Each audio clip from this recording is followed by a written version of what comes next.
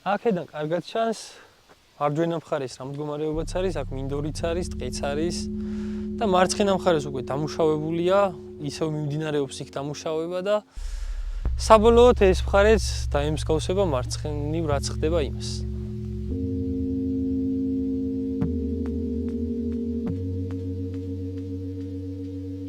სპეციალური მართველი მაგიტო დაინიშნა 2017 წელს ჭიათურაში, რომ გარემოზე, ეკოლოგიაზე უნდა ეზრუნა და რეალობა მივიღეთ ის, რომ 2017 წლის შემდეგ ბევრად მეტი დაზიანება, ბევრად მეტი ღია კარიერული მოპოვება და შემდეგ აღარ ხდება აღდგენა და პირვანდელი სახის დაბრუნება გარემოში.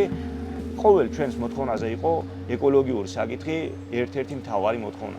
თუმცა რეალურად არაფერი არ შეცვლა ამ ხნის განმავლობაში, ისევ ხედავთ. დაბინძურებულ ყვირილას, აი ყვირილა ეხლა რო გადაიხედოთ, არ მიედინება, უბრალოდ მიგორავს. ეს ქელებული მასა მიგორავს, ესეთი მდგომარეობა, რაც ანადგურებს ყველაფერს.